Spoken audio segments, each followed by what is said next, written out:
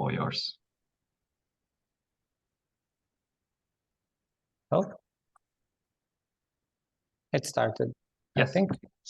Okay, well, then let's start. So welcome, everyone, to this talk. Actually, after COVID, you had people who said, well, I don't remember what it was to present in person.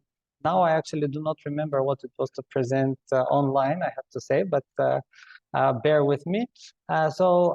The topic of the talk today is, well, the title of the paper is Directed Reciprocity Subverts Altruism in Highly Adaptive Populations. So this is a very self-explanatory title in some sense, but it's also a bit of a provocative title.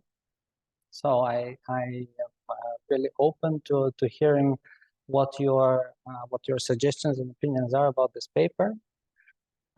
So this is joint work with Jean-Jacques Herings and Ronald Peters. Jean-Jacques is in Tilburg and Ronald is in Otago in New Zealand. And this is actually a project that they were my supervisors, and this is a project that kind of started after one of the projects that I completed with them for my PhD. And it started as a small project. Then it became a bit bigger, and then we decided to cut it in half and throw away the second half. So what you're going to see today is the first half, which is, well, what we consider to be the more interesting part of it. Okay, so let me start. Now, this is going to be a model, so I'm going to start with the motivation.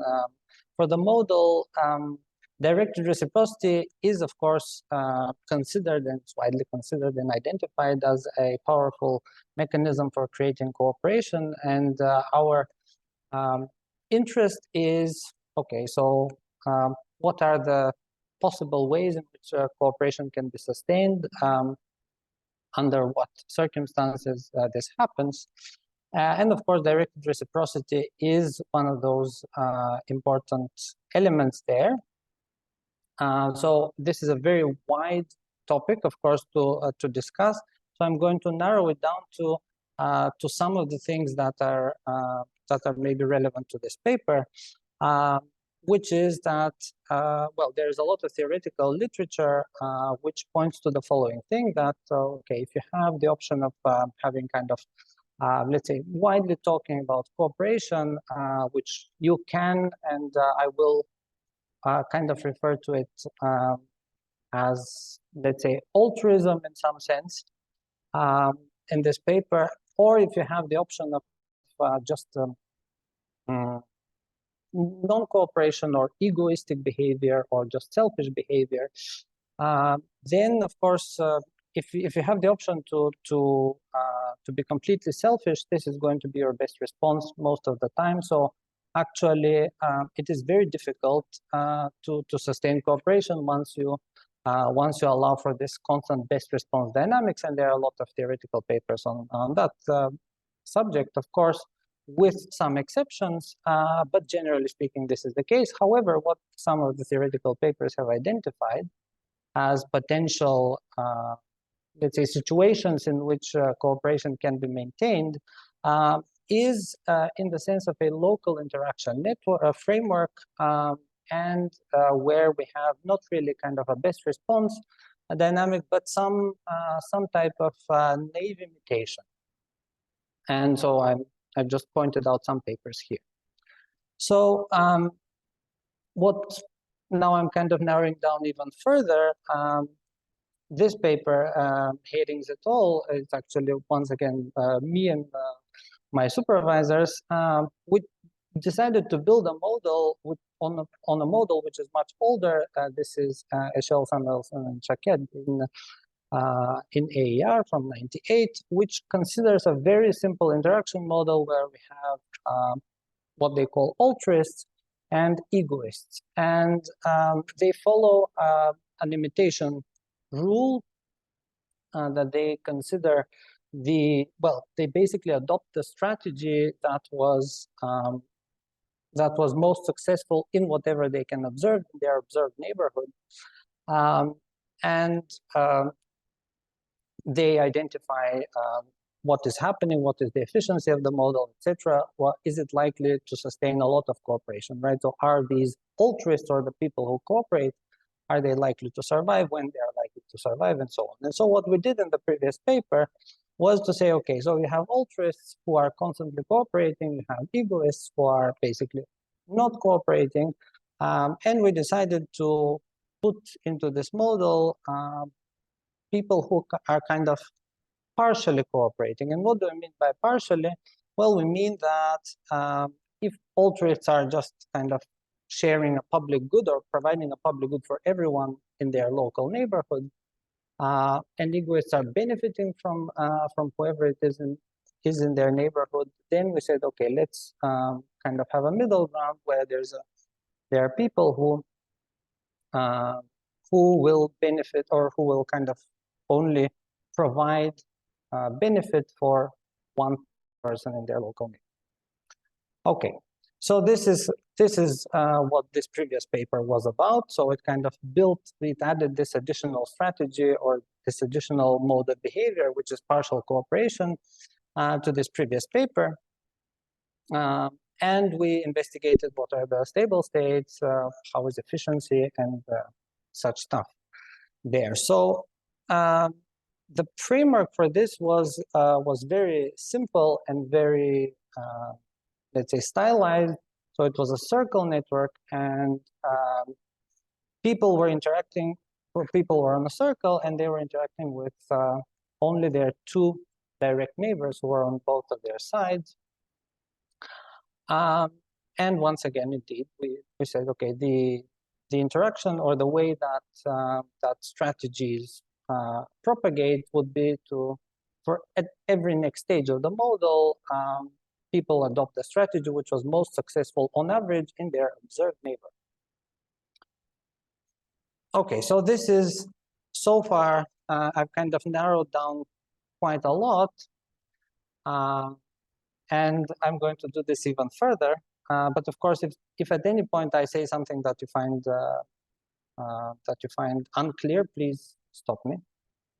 So what this paper is going to do even further is, well, we're going to continue with let's say, numerical simulations. So this is really mostly a simulations paper. We're going to take the same process as before, but we're going to vary two parameters which used to be fixed in the previous study, or in the previous studies in general. So we will once again have altruists who are constantly cooperating. We'll have egoists who are just not cooperating, and they're benefiting from the others. And we will have partial cooperators, but we will kind of change two things. So the first important change that we're going to have is that in previous models, in the previous model, it was basically everyone was updating all the time, right? So there is something is happening. There is some distribution of strategies. There are some payoffs that are realized, and then immediately for the next period, everyone is updating whatever they're doing based on this decision rule, which was naive imitation, right? So which was basically, I look at my local neighborhood from the strategies that I observed, which was the most beneficial one in the previous period, and I just adopt. So now the change in this model is we're going to introduce inertia. So this is going to be sigma. So this is the likelihood that I'm going to keep my previous strategy just because, right? So just even though I have maybe found some better strategy, I'm still going to stick to the previous strategy that I have. So this is one thing that we're going to repeat, so that we're going to change. And the second thing that we're going to change is actually affecting this partially cooperative strategy. So the partially cooperative strategy, I didn't say this, now I'm going to explicitly state it. Before, in the previous model, we just said, okay, I am going to essentially flip a coin. Who of the two people I'm going to, on my left or on my right, I'm going to contribute to, right? So I'm going to partially cooperate to them. So this was the previous setup, and of course now, I mean, it seems very reasonable to introduce some reciprocity, right? So this is just going to be, okay, if in the previous period someone contributed positively to me, with some probability, I'm going to, if I adopt a partial strategy, I'm going to be cooperative towards them. Okay, so this is kind of the general framework of this paper. Before I go any further and specify what the model is, kind of with a bit more specifics than that, let me just give you an overview of the main findings, so that in some sense this is spoiler alert, but in another sense, maybe this is to kind of give you an impression of what in general this is. So mostly in line with the literature, even though I'm going to say something more about that, having this inertia, having this basically probability of not really updating my strategy produces higher levels of cooperation. What is interesting, and actually what we thought that that was a novel effect here, is that reciprocity interacts with the level of inertia in the population. And if we have high levels of inertia, reciprocity enhances cooperation. But for low levels of inertia, actually it has the opposite effect. So we have phrased it as subverts cooperation. So what are the reasons that we think that this is happening? Is that basically reciprocity is going to make the partially cooperative strategy strong, relatively strong relative to the altruistic strategy, so it's actually going to push it away. But it itself is not going to be able to push away sufficiently the egoistic strategy. So only the people who are benefiting. So this is kind of the main idea or the main findings of this paper. And now let me say a few things about the related literature. I've already mentioned this. There's this, from our perspective, seminal paper, which Michelle Samuelson and Shaked, which is Altruists and Egoists. We added this kind of partial cooperation to this. Now, of course, there is a plethora of work related to reciprocity. There are multiple studies of all types, so I've just put some, which kind of point to the idea that, okay, discriminating strategies can be not to foster reciprocity, but I think this is a typo here, that to foster cooperation, to foster cooperation here. And then, interesting, at least to my mind, there weren't that many studies that were actually studying, well, what is the effect of updating inertia on, on the outcomes of certain processes like this one. I have just put one. There are a couple of other studies, but they all, I mean, it just, for some reason, maybe it is due to our, I don't know, maybe we should look in the literature a bit better, but I certainly didn't find a lot of studies that were related to this.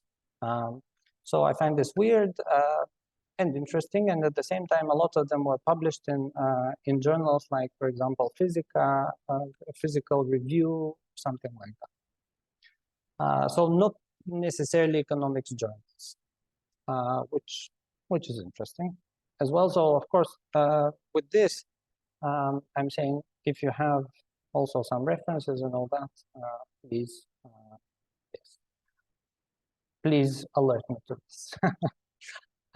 Okay, so let me just go to the model setup and the specific methods that we are using. So the setup is actually very straightforward. There are going to be n more than 3 agents on the circle network, and they're going to interact with their 2 direct neighbors. So just the left and right neighbor. They're going to have 3 possible strategies. So as I said, so we kind of use this interchangeably. The fully altruistic strategy, so this is a strategy which is going to provide value and benefit for both of my neighbors, left and right. A fully egoistic strategy which is going to basically not provide any benefit to anyone, but of course receive benefit if someone else provides it, and the partially cooperative strategy, which is going to choose one of the two neighbors to provide value. Yes, okay, so providing, let's say, providing value or having an altruist act produces, of course, a benefit to a certain neighbor, but it's going to come at a cost, right? So no good deed goes unpunished, and there is some cost to it. Yeah. Yes, egoistic strategies, I already said this, do not produce any benefit, but benefit from others. Yes, so the partially cooperative strategy, as I said, it's going to benefit either the left or the right neighbor. We have two manifestations of this, L or R. So this is when it comes to the strategies. So in general, as it is called in this literature, we call these strategies. So now the specific payoffs, an altruistic contribution produces a benefit of 1. So for example, the strategy A is going to produce 1 to each of the neighbors. So you can think of A as providing some kind of local public good. E, of course, the egoistic strategy produces nothing, and P produces 1 to one of the two neighbors. Now, the cost of an altruistic contribution is in the interval between 0 and 1/4. So the idea here is that, okay, it should still, well, altruistic contributions should not be free because otherwise it's very easy, but also they should not be prohibitively expensive because otherwise it's also very easy. The analysis is that no one is going to be an altruist. So this is the reason that the costs are within this range. Now, altruists, because they provide value to both of their neighbors, incur costs of 2C. Egoists have no cost, and the partial cooperators or the partially cooperative strategy has a cost of just C. Yes, I've already said this. E is the best response at any stage of the game. If you're playing a best response, we're not playing a best response.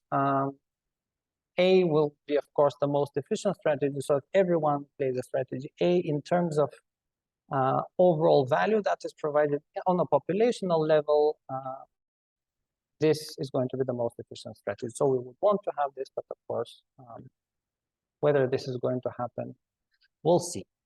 Right, so this is why, of course, we have a dilemma here. Now,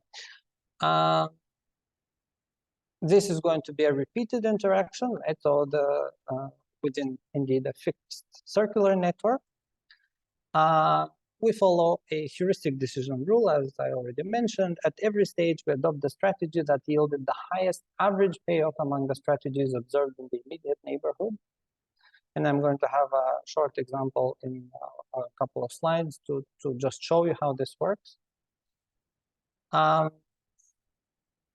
Okay, so if so the reciprocity actually only affects this strategy P, right? So the partially cooperative strategy. Well, if you're using this strategy, you're going to be altruistic towards any of the neighbors. This is going to whom of those neighbors you're going to be altruistic will depend on what happened at the previous stage. So if one of your neighbors was contributing to you and the other one wasn't, then this is relatively, let's say, easy decision with probability rho.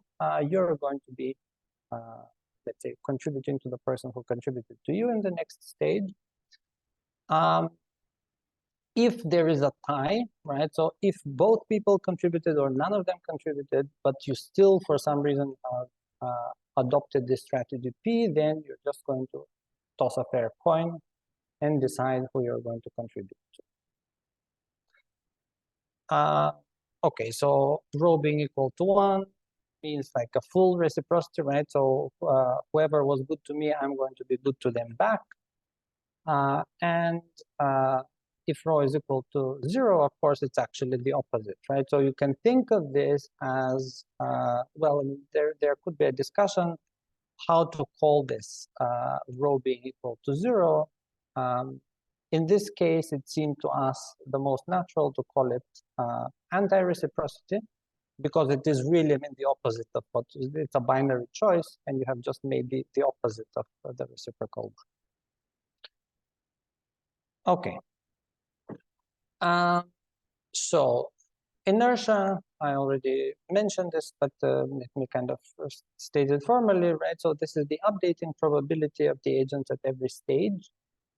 So at any point, there is a realization, and at any point before the next step is taken, the agents are going to keep their strategy with a probability sigma. Of course, sigma cannot be equal to 1. If it is equal to 1, it's a very, it is a very, let's say, determined outcome. And they're going to adopt, or they're going to update their strategy with the probability 1 minus sigma. Right, so they're not going to be inert, they're going to adapt. So are there any questions related to the model so far? Could I ask a question, please? Oh, yes.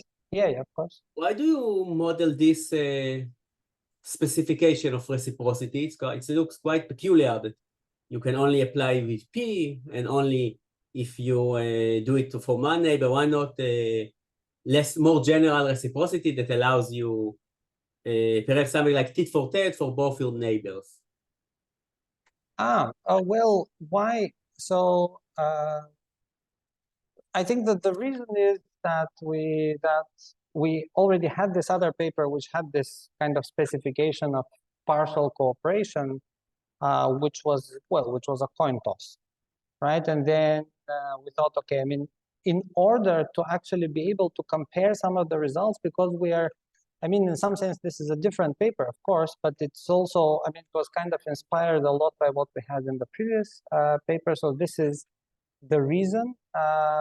Indeed, as it often happens with such models, you can have multiple specifications, and indeed, yeah, maybe you can certainly argue in favor of one or the other, but I think here the reason was exactly because we thought, okay, we kind of have quite a lot on this previous way of formulating the model, so it can be used as a benchmark for us.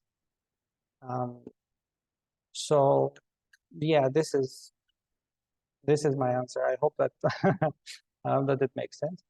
Yes, thank you. Right. Observe yourself when you update? Sorry? Do I observe my own strategy when I update? Yes. So then I see my left and right neighbor, and I saw what happened to them, but I don't, okay. Yeah, so you will observe 3 people essentially, right? You will observe your strategy, your left neighbor, and your right neighbor strategies, and you will observe also the payoffs, right? Or you can kind of take the, well, whatever the payoffs are, the average payoffs. Okay, so we can actually go into a specific illustrative example. We just take a very small circle which has n is equal to 6. And we start with a very particular structure where we have 2 A's in the beginning, 2 P's, and 2 E's, right? And so suppose this is just so that we see how the model works.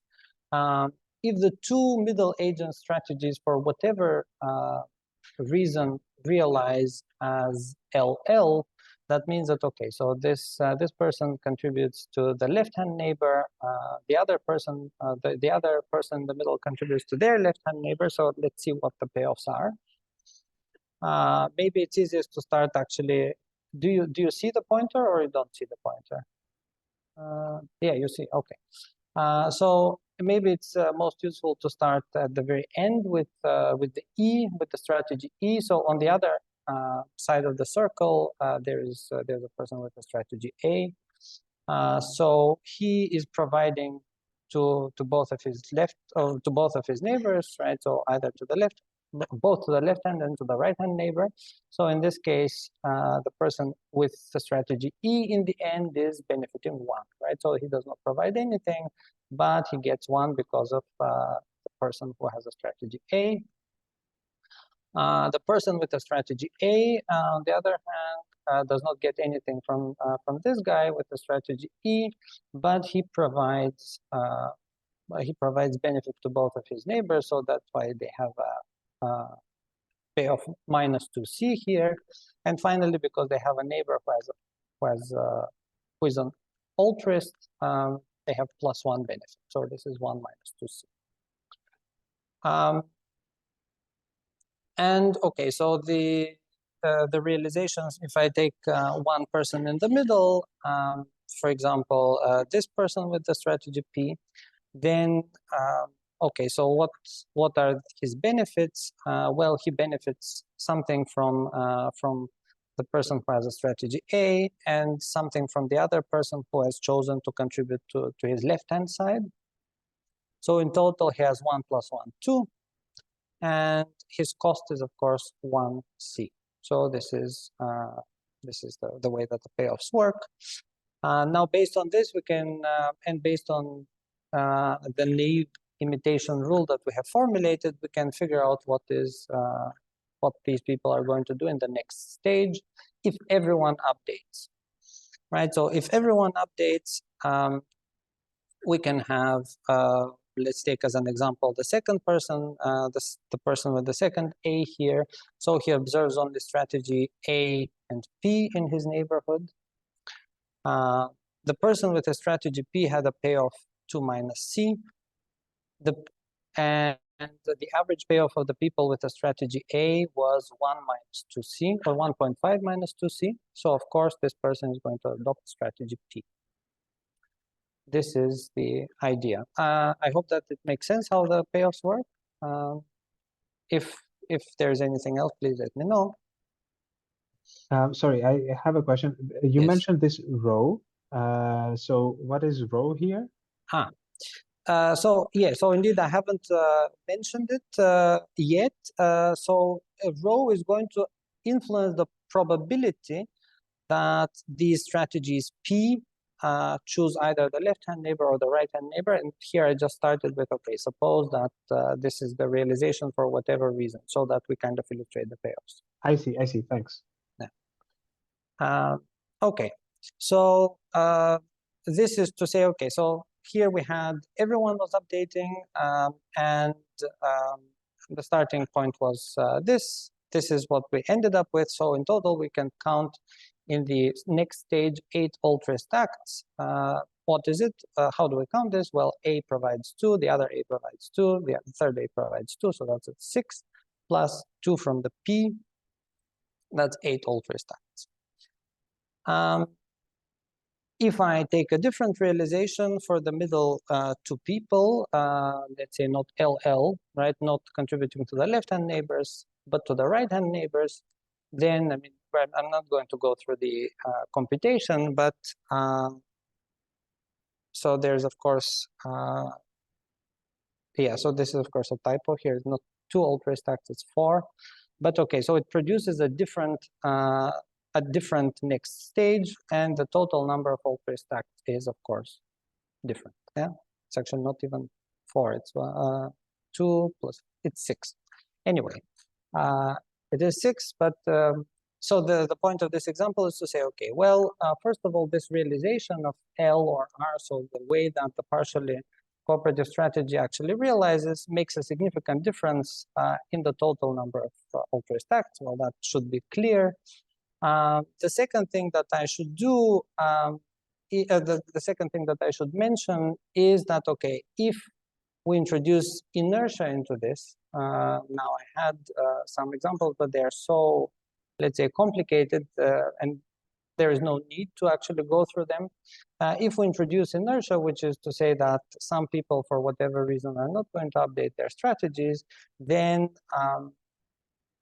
of course, then multiple next stages are possible, right? So in this case, depending on the 4 possible realizations of the middle 2 agents, LL, RL, RR, we can have 4 next stage realizations. But of course, if I introduce inertia, I can actually, we have counted them, it should be, there are 8 different possible states that could be reached.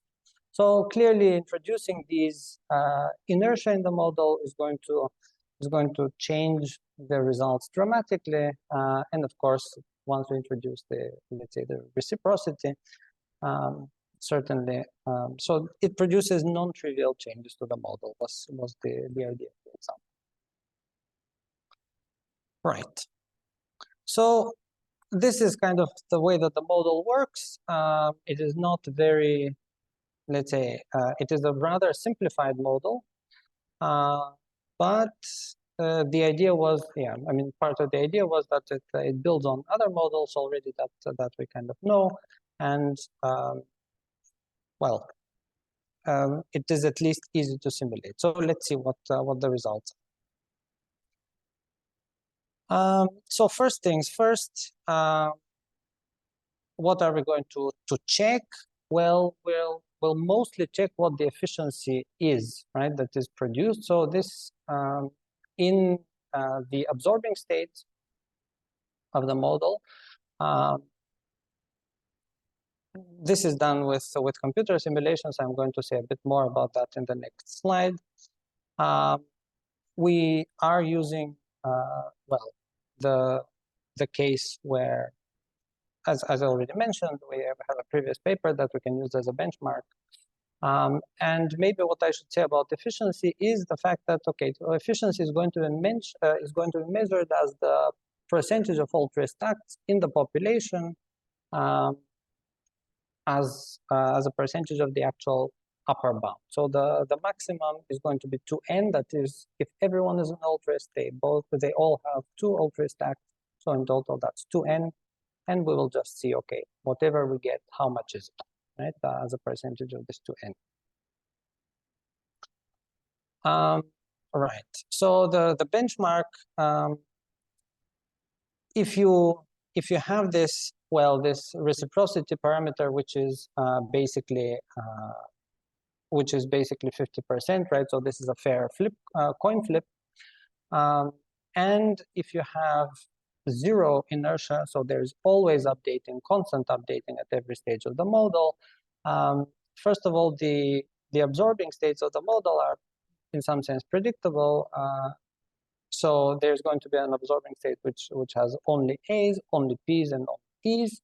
There are some absorbing states which contain only strategies A and E, and the E's are in small pockets of 2.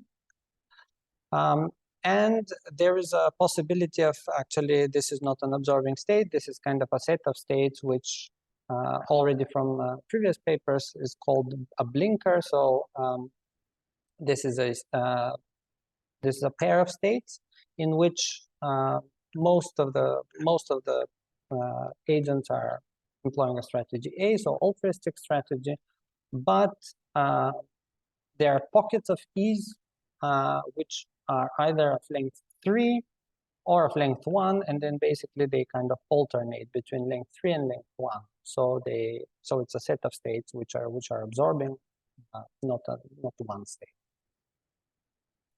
Once you introduce inertia to the model, actually these states will disappear. So what is going to be left are only like monomorphic states, A, P, or E, and states which have A's and E's coexisting, but no P's. Okay. So for the simulations, we basically, once again, based on the data from the previous model, we said, okay, we're going to take a relatively long circle, which, given what we know about the model, is going to be indicative of what is happening. So n is equal to 60. We tried with different lengths. The results are pretty much the same. qualitatively speaking, unless you take very, very small circles. Okay, and then we take different values, 7 different values for the reciprocity parameter, 8 different values for the inertia parameter. They kind of see what they are, so 0.05, 20, 35, 50, 65, 80, and so on. And finally, we actually wanted to also be sure that whatever we find is going to be resilient, or it's going to be robust to different initial conditions. So what do we mean by this? Well, it will of course matter how the different strategies are seeded in the first stage of such a model. So we actually tried all different types of seeding, given a different number of seeding strategies at the onset of the process, at the beginning of the process. I'm going to show you this in a couple of slides. Actually, it's, I think, on the next slide. So this, of course, so there are 171 total different initial conditions, or different kind of seeding conditions for a different number of all of these strategies at the beginning of the process. Combined with all of these parameters, so that's 171 times 8 times 7. This is 9,500 different starting conditions. For each of those things, we have 1,000 simulations, well, varying how the different strategies are seeded, and we're just taking the averages of that. So in some sense, this could be considered as a lot, or maybe not as much. The reason that we didn't take more was the fact that we still, I mean, this is it's not like one set of initial parameters immediately gets resolved once you start the simulation. In fact, it has to converge to a stable state. So this really means that, well, that this can vary a lot, especially with updating probability or with inertia that is very high. So this is the reason that we kind of limited ourselves to this setup. Okay, so yeah, so this is what I'm going to say. I mean, related to the different initial conditions, I already mentioned on the previous slide that there are different initial conditions depending on the number of APs and Es that are seeded at the beginning of the process. So in some sense, we thought, okay, if we divide these into different groups or different probabilities, let's say that you end up with one of those. Yes, Peter, I think you have a question. Otherwise, I wouldn't have seen it. Yes. Yes. I'm sorry. Feel free to finish your sentence. No, it's fine. It's fine. Go ahead. I just wanted to ask, or maybe just remark that because of the different inertia parameters, these will converge at different times, right? But you have a fixed time for all runs. No, we don't have. Okay, then I missed that. Yeah, no. So we just let them run until they reach absorption. Yeah. Okay, got it. Yeah, but my point was that it could be the case that, right, if you have a big inertia, then this time can be very, very much, right? So overall, given these 9,500 whatever starting conditions, right? And well, for the different formulations of these parameters, it might converge very, very late, right? So it is actually not like that these are 9,500 times 1,000, which is just one go and that's it, right? It's more like, okay, these are the starting points and then they have to run. Got it. Sorry, I missed that. Yeah, so yeah, and so basically here we divide these into groups. You can see, for example, here, okay, so this is just a simplex, right, of the way that the probabilities for seeding could be depicted. And here we have just kind of found different sectors. So for example, if you're in this lower part of the simplex, then okay, you start your starting conditions for the process, the way that you seed has many A's. Here you have few A's and so on. Yeah. And basically we have two, well, we have a number of sectors, many A's, many P's, many E's, few A, few P, few E, and kind of some mixed, relatively balanced, not entirely balanced, and this is fully balanced pretty much, starting point. So this was done with the idea, okay, if we're going to check for different versions of the starting points, maybe the process is going to be different, or the outcomes are going to be very different depending on that. Not actually not that much. So this is in some sense good. So this is so that you are, let's say, assured that that the starting points are not that influential. Anyway, so this is what the simulation parameters are, and basically now let's look at some of the results.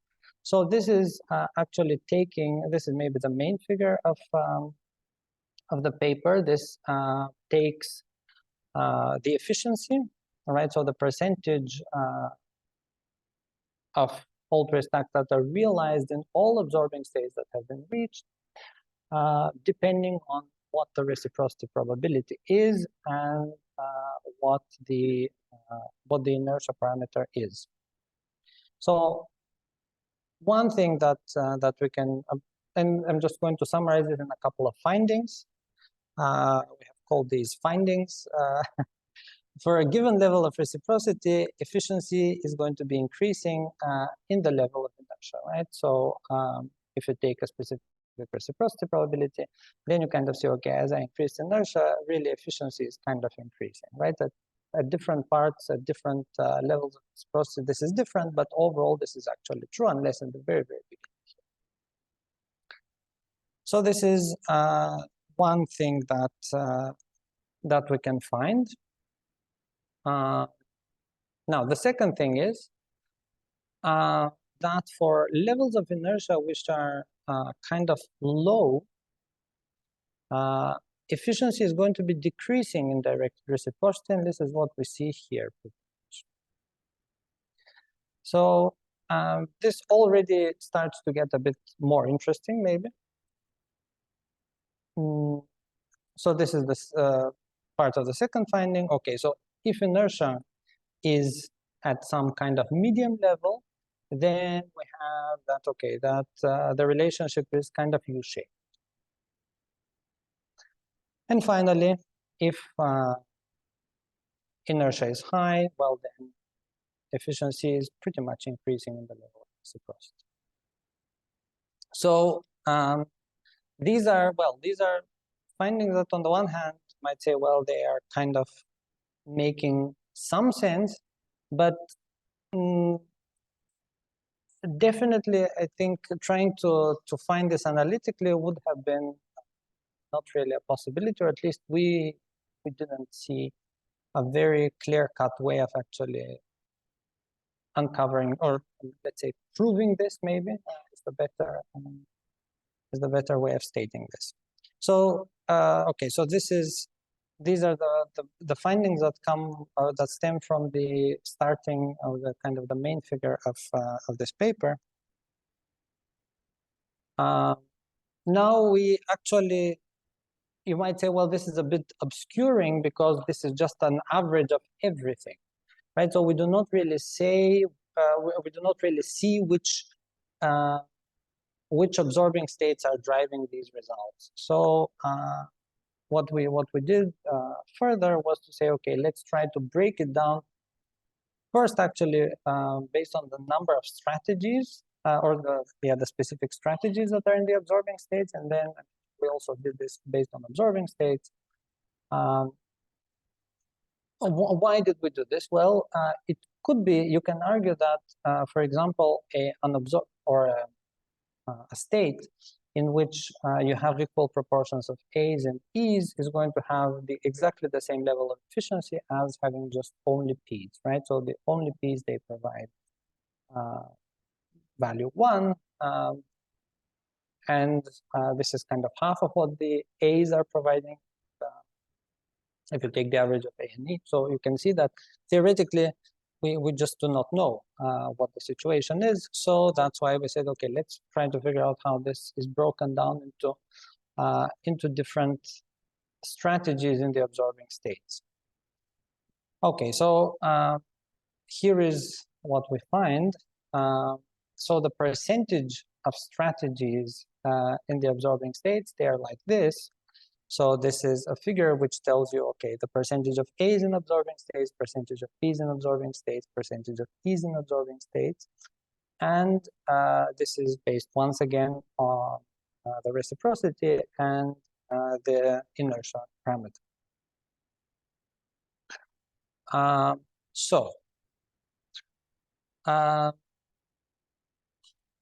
It turns out, this is once again what comes out of observing these figures, that okay, at most levels of directed reciprocity, inertia works against the spread of the egoist strategy and fosters the spread of the altruist strategy.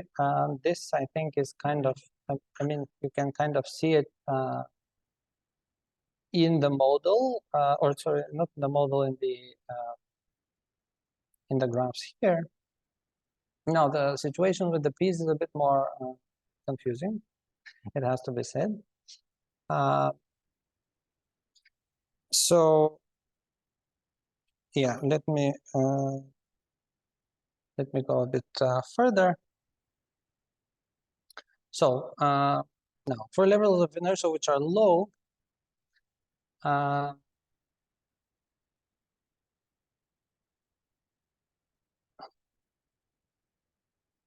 yes, so for levels of inertia which are low, the spread of the altruist strategy is decreasing, and the spread of the partially cooperative and egoistic strategies are increasing in the reciprocity probability. So this we can kind of see here, and here it's a bit less obvious once again, but we can kind of discern this type of pattern. Now, the second thing is, for inertia, which is basically medium level, I'm sorry, let me check how much time do I have, 10 minutes? Okay. Okay. Then, for levels of inertia which are medium, the spread of the altruist strategy is U-shaped in the reciprocity probability. I mean, this is kind of clear here. So while the presence of the partially cooperative, so this is here, is increasing, and yeah, so we really have to look at the specific ways that this is happening on this graph in particular. So as I said, this graph is a bit less obvious. Actually, the most interesting part about it comes for levels of inertia which are high. So this is, yeah, this is the next observation, the next part of this finding, where this is kind of inverse U-shaped thing, or this inverse U-shaped pattern that we can, or at least, yeah, the spread of those strategies.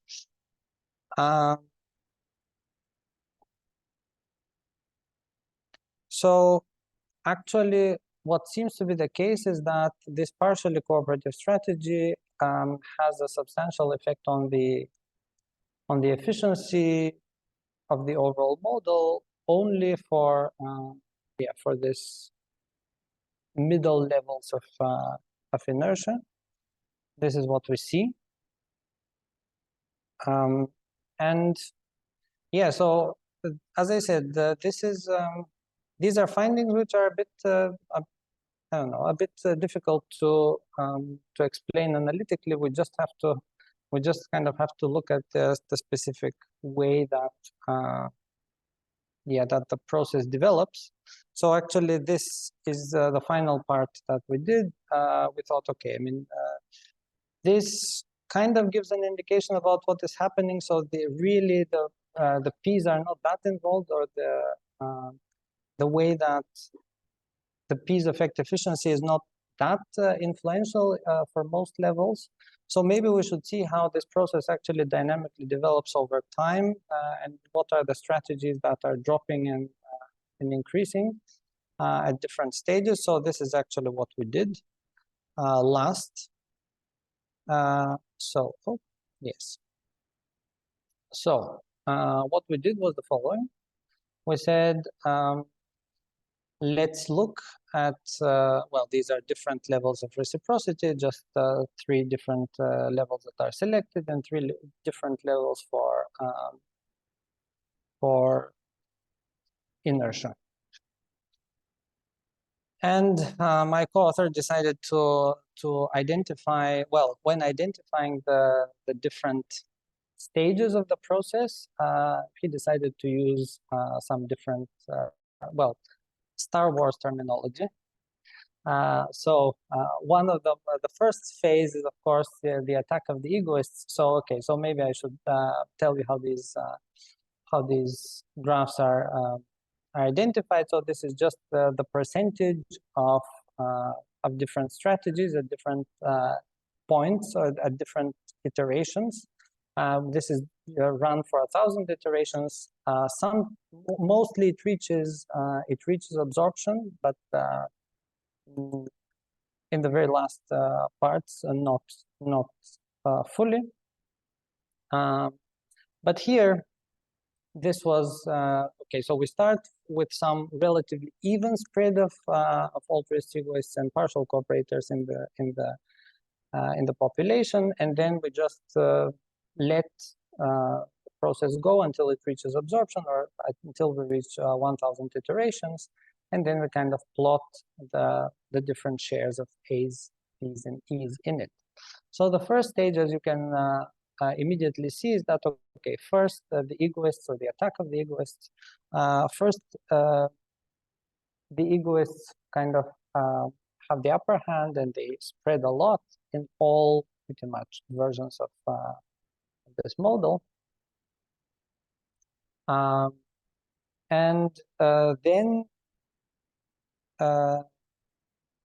Then, okay, so you can see that, for example, here inertia, right, introducing a bit more inertia makes, let's say, the A's and the P's, or let's say the more efficient strategies on average, a bit more resilient, but this is not really, it's not a very big effect. So you can see it, for example, here it does not drop as much, but yeah, so this is a very small effect. Then, okay, so then when we look at the second stage of the model, what is happening? Well, so after the initial drop, there is a kind of big spike in the number of altruists. So in this stage, we can kind of see that that increased levels of reciprocity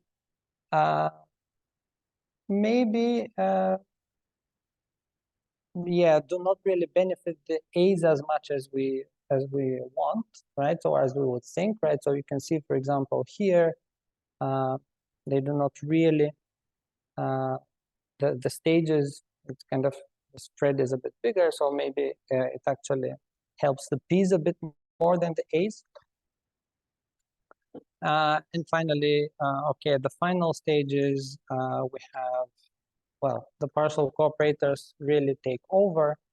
And then you can see, okay, if we fix a certain level of, let's say, reciprocity, then how does inertia help them? Well, it kind of helps them a bit, or rather, it does not really help them that much. So as inertia increases, actually, you can see that the P's are not really that, they do not have that big of a share. So this kind of gives a bit of what is it? Oh, okay, I have to finish. I have to finish. So this kind of gives us some indication about what the specific spread is, and how this process actually develops, and maybe why these things are going the way that they are going. But overall, what we can say is that, okay, we just see some interaction effect between reciprocity and inertia that we really, first of all, didn't expect to see, and second of all, we kind of couldn't really see in any other way than in this. Okay, I'm going to skip this part. Let me just go to the conclusion. So we basically investigate the relationship of reciprocity and the level of inertia and altruism. Both directed reciprocity and inertia produce different effects during the various phases of the dynamic process. And what we find is that, okay, so the effect of directed reciprocity differs depending on the level of inertia. So directed reciprocity is going to help cooperation in relatively inert populations, so where inertia is high, but it's going to actually have the opposite effect for, let's say, for highly adaptive populations, the way that we have phrased it. This is a novel effect, we think, that we have identified. And yeah, that is pretty much it. I think I should stop at the last part. And of course, if you have any questions or comments, or please, now is the time.